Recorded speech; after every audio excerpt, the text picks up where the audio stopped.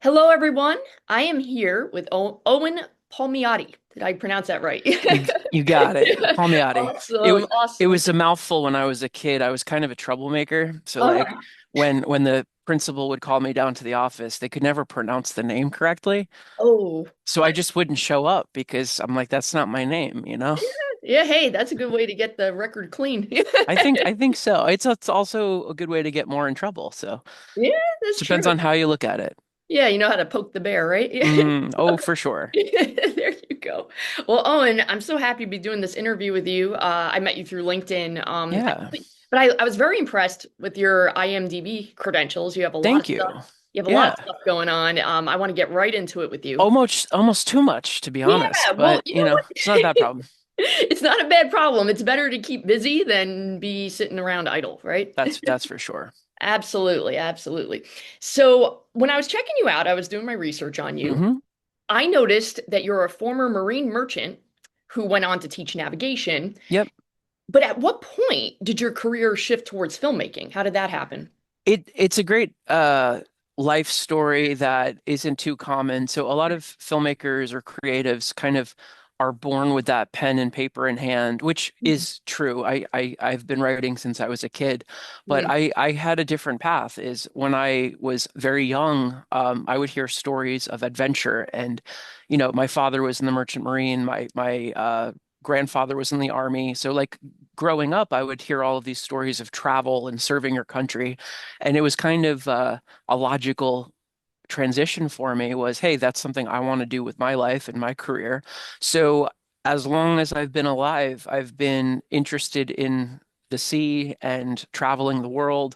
So I went to school specifically to become a merchant marine and a naval reservist. So I went to SUNY Maritime College, got my commission in the U.S. Navy Reserve as a strategic sea lift officer, which Mm. is basically all of the underway replenishment for strike groups across the globe. And you're dealing with, estimated time of arrival, departure, courses and speeds to make sure that you link up with a strike force or a strike group rather, and do underway replenishment, which is basically a ship side by side with another ship or an entire fleet with helicopters flying back and forth and a zip line of tension cargo being pumped through a hose or on a pallet, slung back and forth. And it was very insane, very crazy, high energy. I was doing, 12 cups or more a day of coffee and making sure that everybody was safe. As a merchant marine, I was also doing similar things, transporting cargo. I did that actively for a few years, and then I went back to my alma mater and I became a navigation instructor.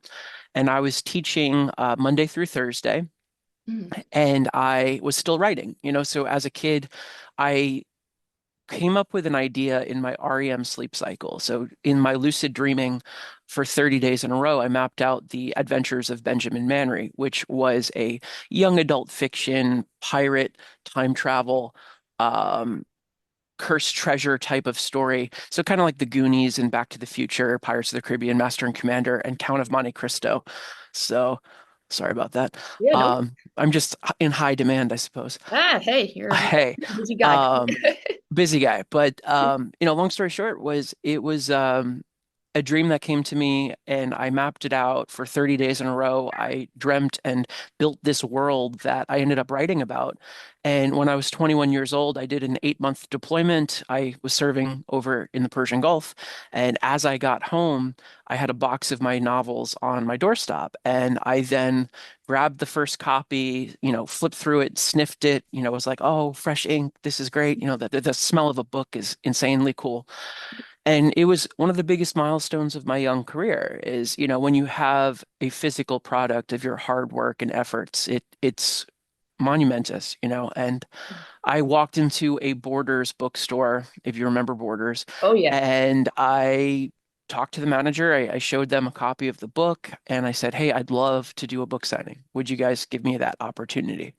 And I felt like with that type of confidence in the workflow and simply just putting the cards on the table, they said, "Hey, what are you doing next Sunday?" And I was like, "Doing a book signing with you, Yeah. dressed like a pirate." Of Yeah. course.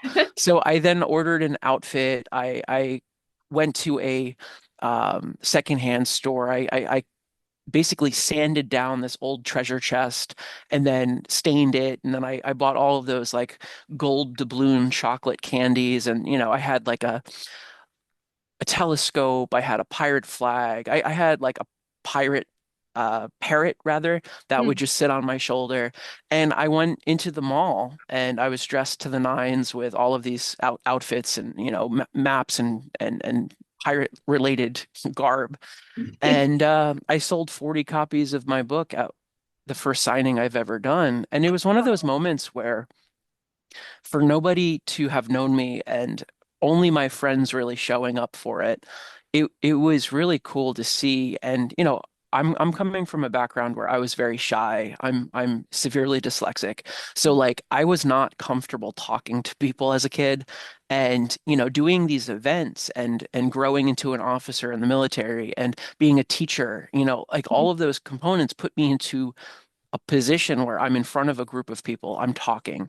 And now it's like in my professional industry in my life, I'm the vice president of seafarer documentation for a ship registry, which means I attend lots of conferences. I go to the International Maritime Organization twice a year in London. So like I represent our flag state and I absorb all of these laws and international rules and stuff. And I'm in front of thousands of people a year doing Mm. different events and stuff. And you know, public speaking is such a hard thing for a lot of people. And, once you can overcome it, it kind of helps you in a lot of other things. So like being a writer is great, but it's if people don't know that you're a writer, it's a really hard thing to tap into where if you don't have an agent or a manager, you kind of have to act on your own accord. And doing those book signings and then switching into writing um screenplays and producing, it was one of those mannerisms where I was like, hey, like if nobody's gonna give me an opportunity, I have to go fight for it. I have to go make them myself. Right. And I ended up breaking into film simply because I wanted to show people that I was a writer. So a lot of the credits you'll see on IMDb are projects where I was approached or I saw a friend post about it and I'm like, hey, I'll donate to your campaign and then I'll be on set. I'll help out for a day. I'll bring food. I'll move things from here to there. I'll be a grip, I'll be a PA, I'll just pass water bottles around. Whatever you need. The jobs that nobody really wants to do. Mm. I don't mind doing if it helps the project. So a lot of those credits are me donating to the campaign, but also then putting in a little sweat equity. And it's one of those things that kind of grows, and I'm starting to throttle back from doing that because at some point, I don't really need to do that anymore. Is I have a really good group of filmmakers in my network. I've been spending hours a week networking and talking to people and helping people and I don't know if you want me to just go into the next topic. I know there was a question about the Virginia Production Alliance and the Please Loudon Arts Council. go So for it. like It doesn't it have to just be all in really order. it's segued really nicely because Mm. one of the things I'm trying to do is bring opportunities to Virginia. And you Mm. can really only do that by lobbying and making things happen. So Hmm. during the pandemic, I co-founded the Loudon Arts Film Festival, which was a pop-up event at a winery. So during social distancing and all of that rigmarole that we had to deal with, Hmm. we were able to give artists an opportunity to sell their art. We gave musicians the opportunity to perform and make money and collect tips and sell their CDs. But more importantly, it was a safe environment for people to come together to celebrate art. And once the darkness of sunset passed and we had this projector shining against an inflatable screen, we would watch movies in like a really cool thing because I've never seen pop-up film Hmm. events. Right. So you're drinking a bottle of wine on a picnic blanket with your friends and family watching some independent film. And we did that in 2020, 2021. Mm. I ended up getting absorbed into the Loudoun Arts Council's board because I was so heavily involved with doing all of the art stuff and acting as a mentor, helping people connect the dots with their projects and lobbying for incentives and rebates. I'm also a state board member of the Virginia Production Alliance, trying to do very similar things as well. So a lot of the times I'll put together like a writer's workshop or a networking event, happy hour, where when I'm hosting my own trivia, so one of the other hats that I wear is I'm a trivia host. Mm. So a couple times a week, I get to stand in front of people and stupefy them with my knowledge. And Nice. sometimes they get it, sometimes they don't. Sometimes they're irritated with my question, but it's a fun opportunity to network with people that you normally wouldn't talk to. I get to plug my movies, I get to plug my books, I get to support other people. And sometimes what I'll do is I'll give the microphone to someone who has an announcement to make for their own pursuit. And Sure. it's a really cool social coming together and celebrating everybody's achievements.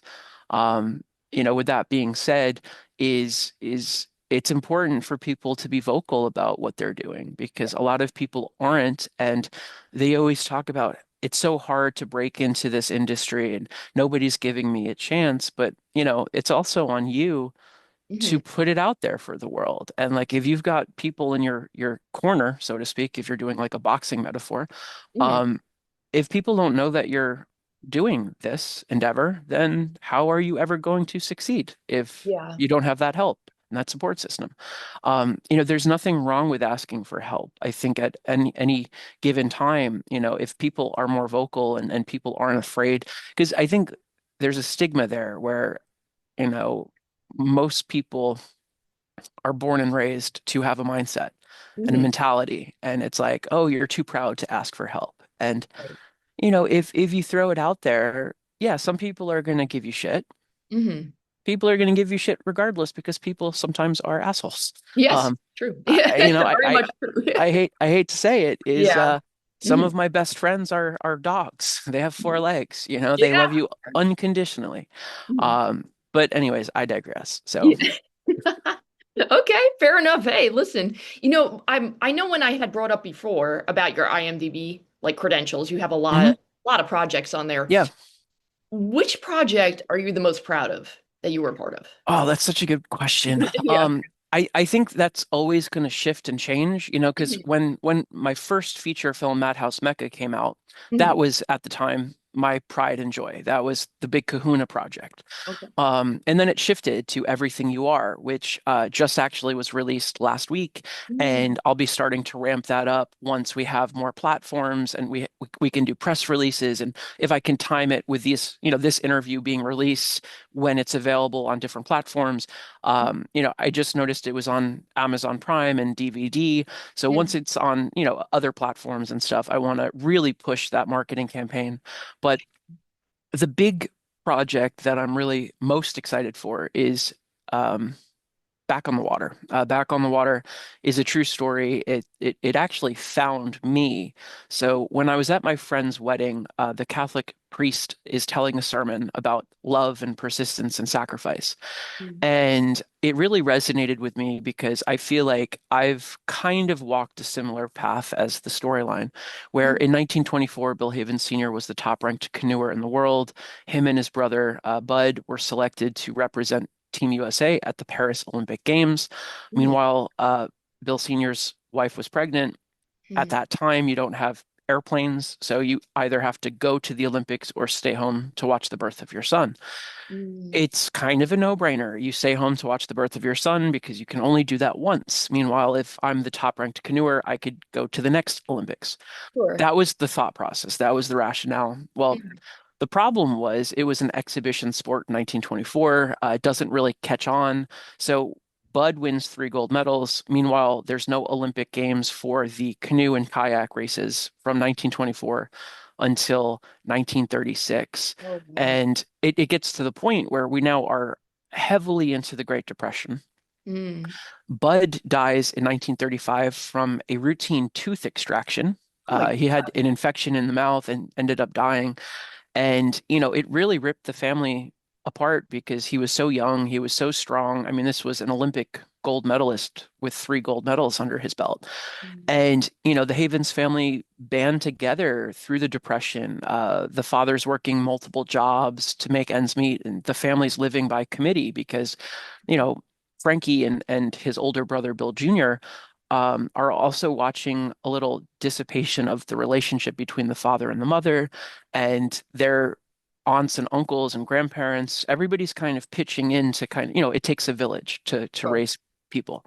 So they both enlist in the army. They fight in World War II. They come home after that. They go on the GI Bill, finish up their schooling. And, they also make a vow. They're like, hey, Dad, you never had a chance to race, So Bill Jr. and Frankie get selected to the 1948 London Games, Mhm. where they beat the team in practice. It was one of those shits and giggles, making a bet for a Hershey bar type thing where, Sure. Yeah. it's not part of the competitive race, but in practice, they beat the team that wins the gold medal.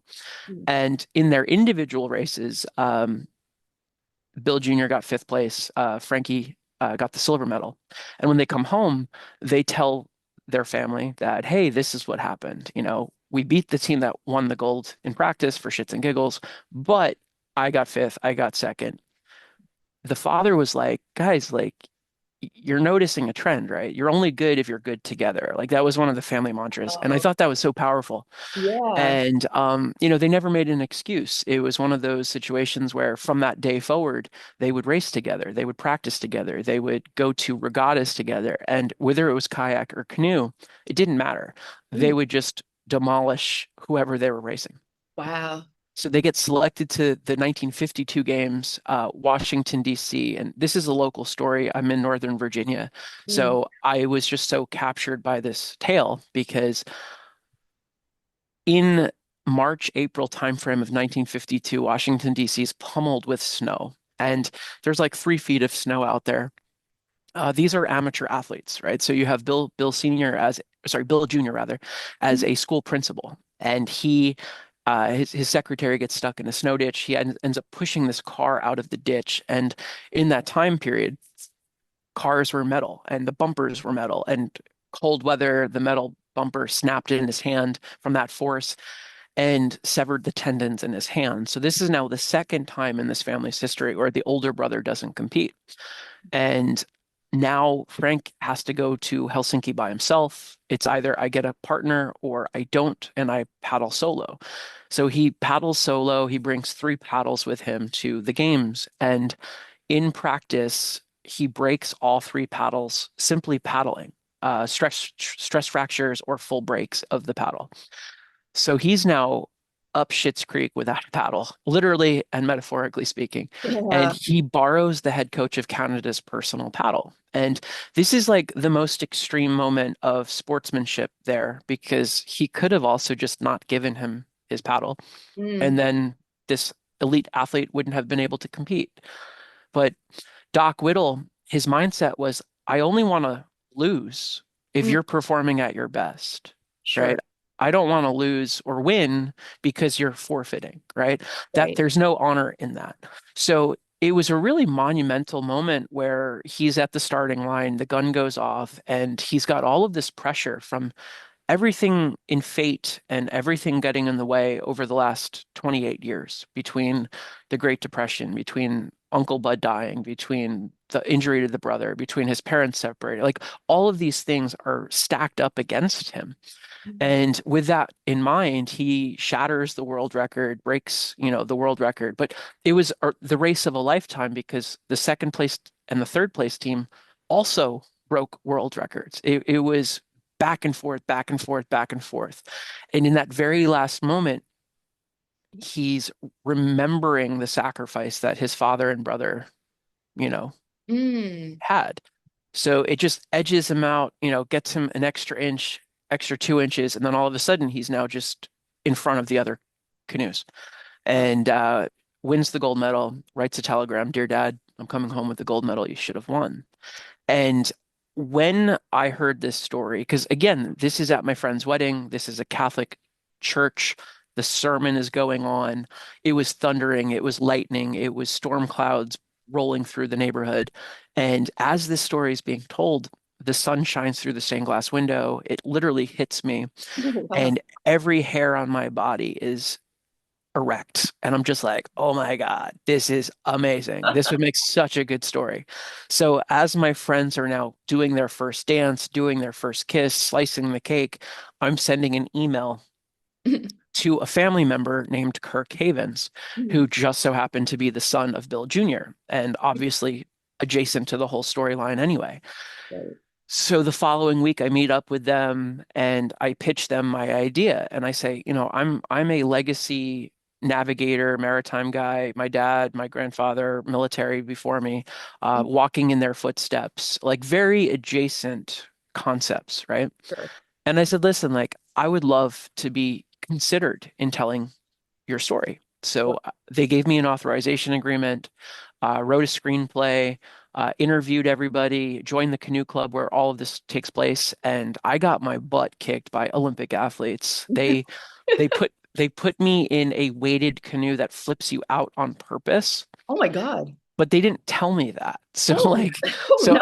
I'm getting thrown into the Potomac River like 27 times. Whoa. But finally, I get it because when you're doing a single person canoe, in a racing environment, you're doing a thing called the J stroke. So you've got two-thirds of your stroke is power and then one-third to kind of steer. Mhm, And, I've been on water my whole life. I've been a canoeist, a kayaker, I've been in dinghies, I've been on ships, I've been on boats, etc. mhm, I've never high kneel canoed. It's called Canadian blade canoeing. It's a sport that was obviously invented in Canada. mhm. And I've never seen it done before. I've never practiced that motion. You're high kneeling over a thwart. And I'm continually just getting thrown into the river. But I Wow. kept I kept getting back in. I kept showing them that I'm determined to tell this story.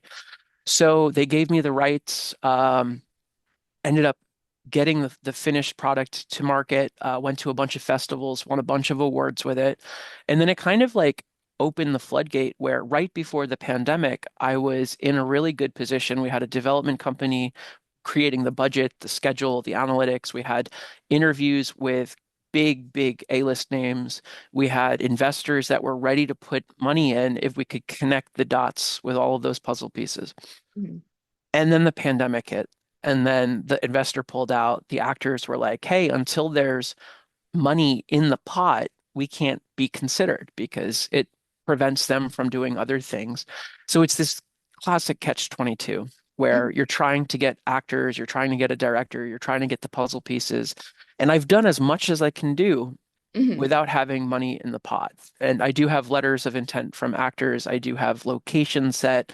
I've been working with a bunch of different entities like a school that would let us shoot on campus, which then gives us access to college age athletes, as well as a swimming pool, as well as a track, as well as a boxing ring, as well as a football field, as well as the canoe grounds and the water and, the racing sequences and stuff.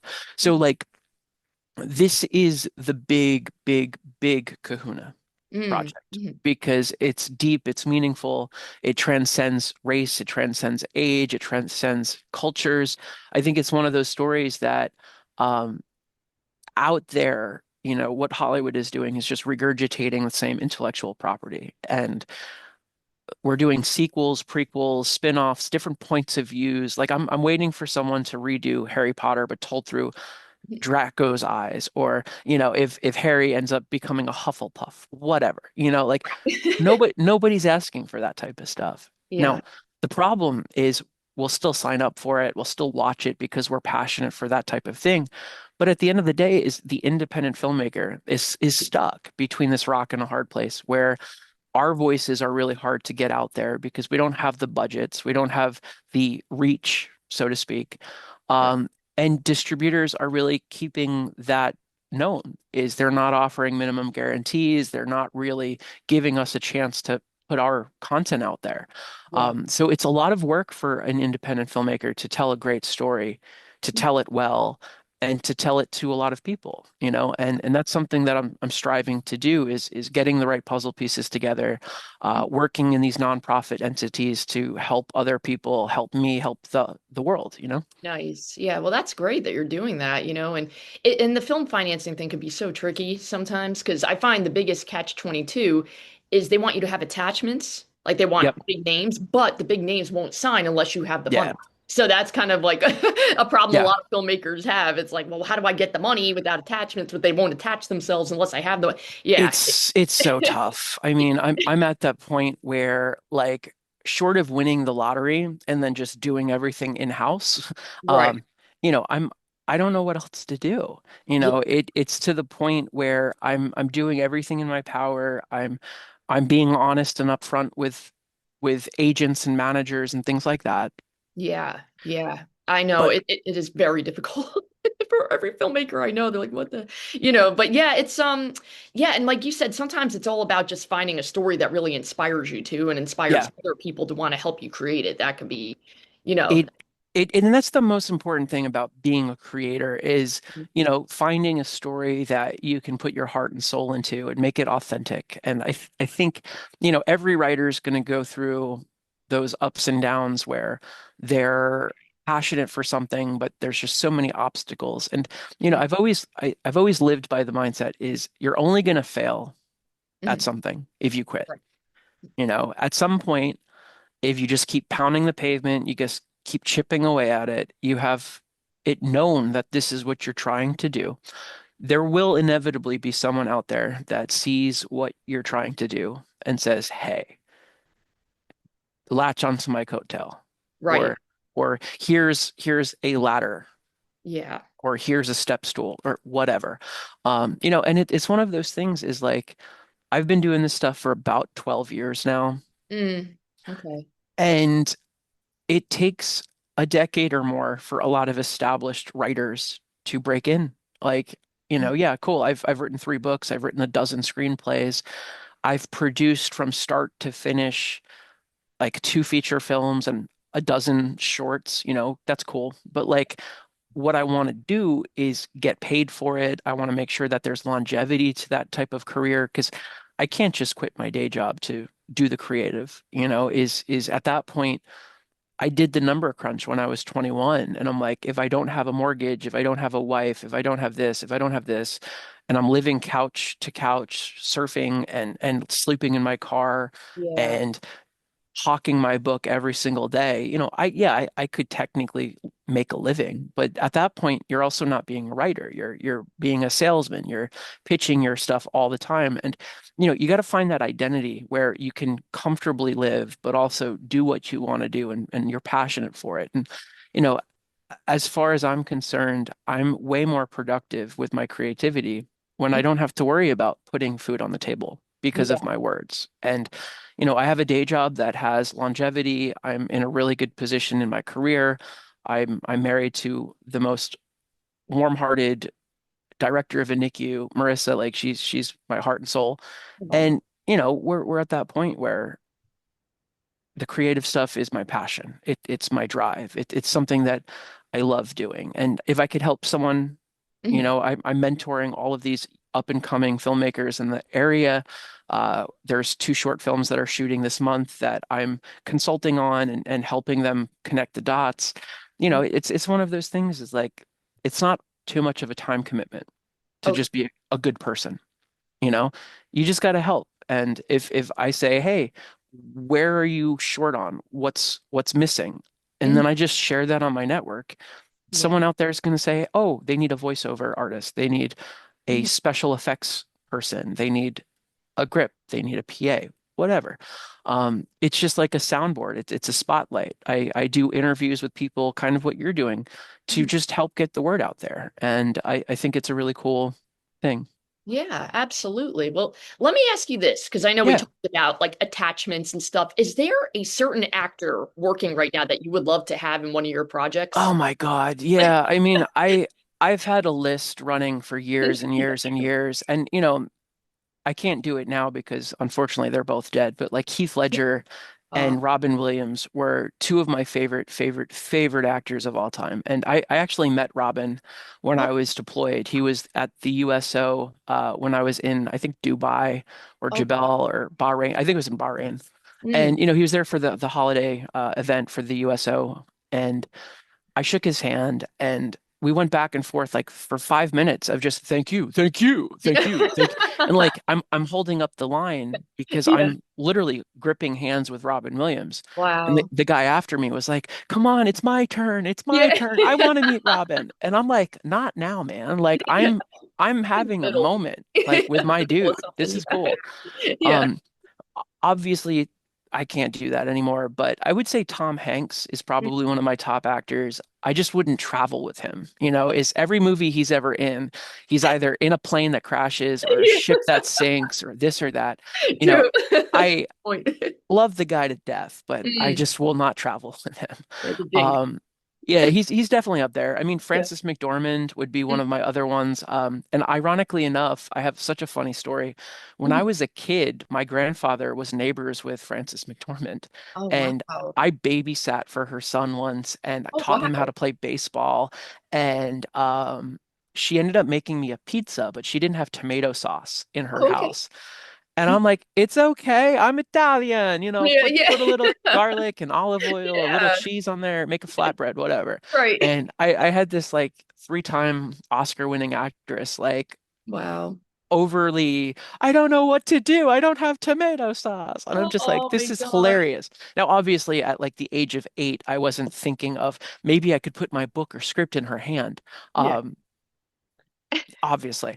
But, it was just one of those funny moments that like if I could ever get her on set, I would Yeah. love to just laugh about that moment with her Oh. because I'm sure she would remember it, you know? Oh, wow. That's wild. Well, that's cool. Yeah, she was amazing in Fargo. I mean, I couldn't imagine anyone Hmm. else playing that role, just No, it's such a cool movie. I mean, I think, as a filmmaker, mm, everybody always asks me what are my favorite movies, what are my yeah. favorite directors, and Yeah. I don't really necessarily have that Hmm. always readily available. I mean, you also have to look too is what is the movie that you want to watch when you're in a rut that helps you get out of it? What's a movie that if it's on TV and you're flicking through, you just inherently stop and continue watching it, no matter where it's at. Yeah. Like, Indiana Jones, I've watched those movies thousands of times. Yeah. Back to the Future, I've watched those movies thousands of times. The Yeah. Goonies. I will literally stop whatever I'm doing if the Goonies is on TV, Oh, sure. and Yes. I'll watch it wherever it's at. And if it's 15 minutes, if it's just that last 15 minutes, Hmm. whatever I'm doing that day, it stopped. Yeah. I'm watching the Goonies. Yeah. Those are the types of films that I love and I can latch onto because there's that nostalgic component there. It Yeah. it's why people watch movies. It's why people listen to music. It's why people read poetry. It's because it makes us human. It's what keeps us doing our thing, And like one of the other movies that I really love that blew my pants off the first time I saw it was called About Time. Oh. And About Time is about this family where the men in that family line can time travel. And, you know, it's got such a star-studded cast. Hmm. At the end of the day, it's got Rachel McAdams, it's got Bill Nighy, Margot Robbie, Vanessa Kirby. Like, it's got a really good cast, but this is like a 13-year-old movie. Oh, So wow. it's kind of like when they were just starting their careers and stuff, or they were successful in a couple other things, but relatively unknown superstars. And I watched it and I'm just like this is like the romantic comedy version of Back to the Future where you're going back in time to fix a relationship, not to invest in a stock and like make a lot of money and become the asshole of the world and Right. Richie Rich or whatever you want to call it. Yeah. But anyways, long story short, About Time was fantastic. There's always a couple movies here and there that you know you you loved and you liked, but then you're not going to watch it again. So it's like there's that dabbling between entertainment factor Yeah. and if I see Lord of the Rings on TV, I'm going to stop what I'm doing and watch it. Like, Yeah. because of that world, the world that they built and the characters that they showed. And, one of my first books that I read when I was in the Navy was The Hobbit. I read that book right before I deployed. And I was like, I felt like I was Frodo and I felt like I was Samwise. And I identified with those characters. And Yeah, for I'm sure. going on this, Bilbo Baggins, trip kind of thing. I think that's what's special about entertainment is whether it's music or Mhm. poetry or movies, is you're creating a world where people can latch onto and more Yeah. importantly, push through whatever bad shit they're doing in their life and you know, Yeah, escape a make little bit, right? It's make make them happy for a moment. yeah, exactly, exactly. Well, it's funny because when you talk about movies that you can acknowledge are excellent, but maybe you wouldn't watch them over and over Hmm. again. I mean, that's kind of how I feel about certain horror films. Like, you know what Yeah. I mean? Like, I mean, like a great I movie, but too disturbing. I don't need to go back and rewatch it, I don't need to ever watch that movie again, Yep. but like I'm glad I did, Right. like there's a couple of those that come out every year and like I liked it. It was Yeah. entertaining. Yeah. I visually loved the cinematography or I liked how they did the music or whatever. But then it's like, for a film to really capture the hearts of Mhm. millions and millions of people, there's Mhm. got to be some type of thing that they can latch onto, and that's what I think Back on the Water has that potential for is, if someone's been broken up with and they're looking for an uplifting, feel good, like the movie Rudy, right? Mhm. I've watched the movie Rudy, I couldn't even tell you, 500, 600, 700 times. Wow. Yeah. Like that was my movie when I was sick, or Mhm. if I was depressed or if I was heartbroken or whatever, because it's just this passion and this persistence and this short little kid Mhm. getting onto the football team and Yeah. then getting a few tackles and then getting carried off. He wasn't the fastest, he wasn't the strongest, but he was the hardest working person. He was the first person on the field, he was the last person off the field. Mhm. Like stories like that just resonate. Of course, yeah. No, it's such an uplifting story. Somebody that has this drive and this passion, but they feel like they're not physically cut out for it. But Yeah, yeah, you just go for it because life's too short. It's amen to that. yeah. Well, let me ask you this, because I know we had Sure. talked about Hmm. failures and not quitting. I mean, during the filmmaking process, was there Yeah. ever a time where you made a mistake that you really learned from? That I know it's Oh probably God, yeah. I mean, it's yeah. one of those things because like I said, I don't have the traditional film school knowledge or whatever. So I went out there, my very first project was a feature script. I was like, I don't really want to start with shorts and fan films and 48-hour festivals. If I'm going to go do this, Mhm. I want to be able to make money. I want to be able to hang my hat on something big. Mhm. And, when you're doing it for the very first time, we were very inefficient with scheduling and, craft services. Like I was literally walking person to person, asking what they wanted for their lunch. Sure. And then I would go to 5 or 6 different venues to pick up McDonald's or Panera or a salad or this or that. And then I'm like, you know what? That was so freaking inefficient. It took me out of the set for 2 hours a day. Right. And your cost per unit is $15 per person. Mhm. But then on my next feature film, we did a catering where we had a friend cook for us, and we spent $1,000 for a week and a half, 2 weeks of providing food for people, Oh, wow. which was like a third or a quarter of what the other budget was, you Oh, know? And if you can kind of learn from your mistake, and I don't want to ever call it a mistake, right? Because I don't really believe in mistakes. I feel like everything that ever happens to you happens for a reason. mm, And if you learn from it and you overcome it and you change your strategies to grow from it, then you're fine. Is too many people I think a mistake is something that's going to stop their career or stop them from moving forward. And you just got to find the 99 ways that Thomas Edison didn't create a light bulb, but on that 100th time when it does shine and brightly and you could read a book by the light, that you've created, then you're good. I'm at that point where I'm doing fairly well with that low budget indie film sequence. I've done shorts, I've done fan films as well. One of my fan films is the top ranked Green Hornet film on YouTube, which is really cool. mm, You got to surround yourself with good people. Is if you can have people in your corner that have knowledge and if you're the smartest person in the room, go find a new room, is you got to continually grow and continually learn and continually ask questions because I will be the first to admit that I don't know everything. Now, my wife will beg to differ because sometimes I do say that I know it or I'm knowledgeable with stuff, but it's one of those, nuances that I've never worked on a big budget movie. I've never had my own uh what's the word I'm looking for? Cabin, not a cabin. What's the word when you're an actor, you have your own space, Yeah. you Yeah. walk into it, it's like Right. The I can't zone. Yeah. I can't You're- think of it. It doesn't matter.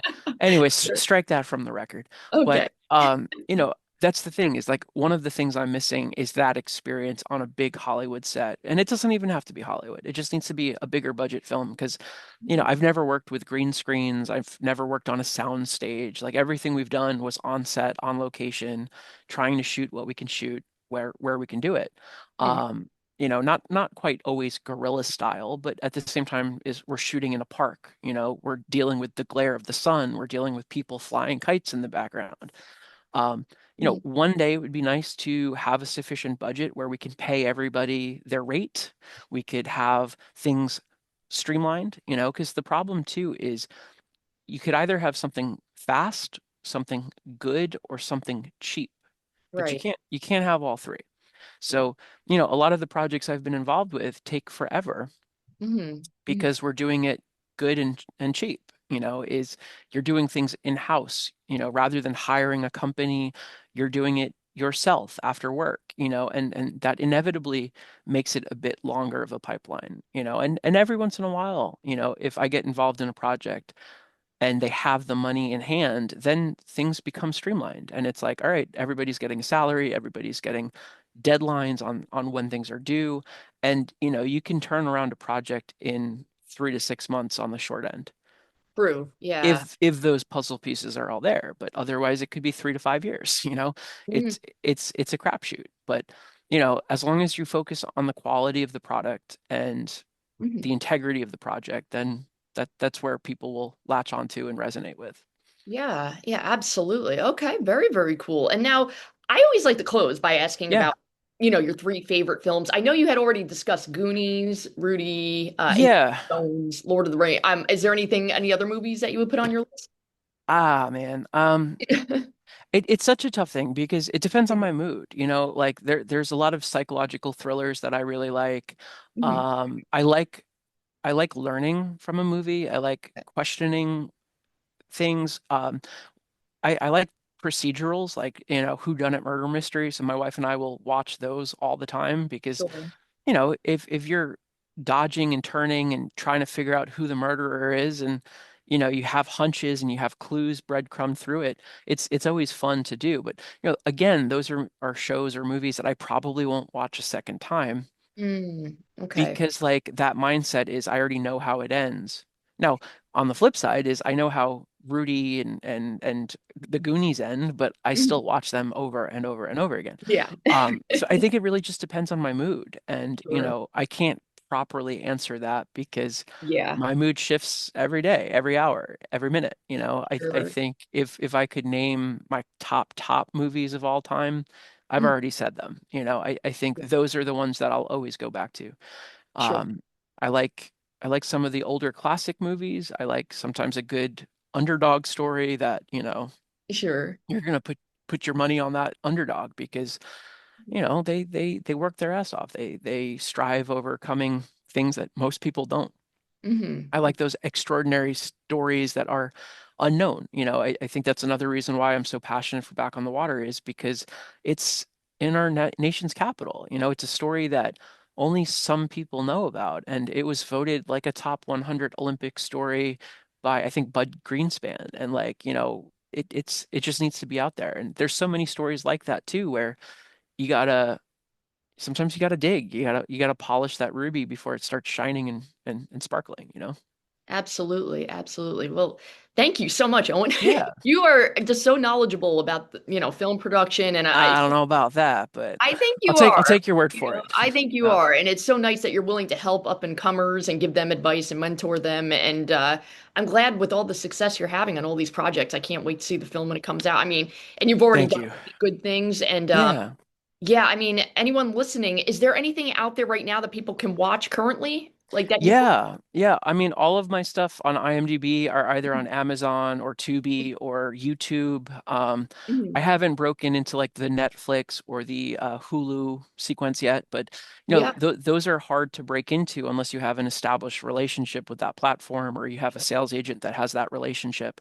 So, my goal would be to keep growing and keep expanding my network. And if I could have an exclusive deal with one of the major platforms, or if I could get a theatrical run, because that's the thing too is, my not my most recent, but a couple projects ago, we did a Virginia film called Written by Mike, and we did a Virginia tour. We did different breweries, we did different mom and pa theaters, we did, schools, and throughout the whole state of Virginia, we would have cast and crew show up, filling in the seats. We'd invite friends and family, and got to the point where the the the people in the audience are one enjoying the film, but they're also networking, they're talking to people, and we do these Q&A sessions where people can ask us those questions of how did you struggle? How did you get over it? How did you put this together? And it's grit, it's determination, it's persistence, it's perseverance. Is, if everybody wanted to make films and it was an easy thing, then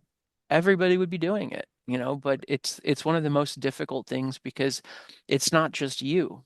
Hmm. It's a cast, it's a crew, it's the distributor, it's all of these puzzle pieces coming to get together. I mean, Hmm. the fact that they even get made and finished and out to the market is an incredible feat. Anyone who's ever accomplished it is they should be proud, because a lot of stories die on paper. Hmm. They never get made. They just sit on a shelf. And it's one of those things that if you're struggling trying to get something made, just go fucking do it. Just Yeah. just go out there with a camera. And it Hmm. doesn't have to be top quality, but Hmm. if you get it out there and you can record it, then you could show someone something. And I think, one of the most important things is to not just take no for an answer. And like, one of the things I struggled with was how do I get back on the water and its story out to the market? Hmm. I was interviewed on live television, a local channel, WJLA, did a spotlight for it. And I'm so honored to have been involved with that process because the story blew up and it was nominated and it won a regional Emmy and an Associated Press Award. And, because of that story being out in that manner, I Yeah. now have a journalist vetting the story at the highest level a journalist can take that story. That's So amazing. now I have a 5-minute video clip I could show someone and say, hey, you're able to look at something in a quicker manner because nobody's wanting to read a script. Nobody Yeah. wants to look through a 100-page pitch deck. They Sure. want to know, what is the story about? Is it going to make me money? Hmm. If a story is vetted at that level and there's that viability factor to it that can transcend race, transcend age, transcend culture. I mean, everybody on earth has a mother and a father, you Yes, know? it's At the end true. of the day is there's sacrifice, there's persistence, there's following your dreams, is a parent giving up their dream to see their child be better than them. It's inherently one of the most beautiful types of stories out there because it's true and unique, Hmm. but everybody can latch onto it too at the same time. True. Yeah, absolutely. No, it sounds like a very powerful story and very relatable, kind of like along the same lines of Rudy and stuff, something very For inspiring that, for sure. I mean, that's a movie that, even just reading the screenplay, I Mm. literally would cry while Mm. writing scenes. Oh, gee. Yeah. And then when I would reread it, I would cry again. And Yeah. then I'm just like, okay, I think this is the scene. I think this works because if I'm not emotionally involved Hmm. when it's just words, Hmm. imagine once there's an actor doing it. Imagine once there's a composer scoring it. Imagine when there's those scenes coming to fruition. Like, there's not going to be one dry eye in that theater. Right. Right. It's true. Yeah. No. And if you're moved by your own work, then other people will definitely be moved by it as Yeah. well. So for I'm very sure. excited for you. Well, Thank you. congratulations and thank you so much for being on here and Appreciate you. No, sharing all. I appreciate the time and energy you've given me, and No worries. looking forward to seeing where things pan out, and hopefully we can collaborate on something. Absolutely. I'm always up for that. Other Awesome. filmmakers. So, well, you Yeah, have a good one. Thank you you too. so much, Owen. And everybody check out Owen Palmiotti. Yeah, I got it. Yeah. you got it. Awesome. Thank you. Have a good one.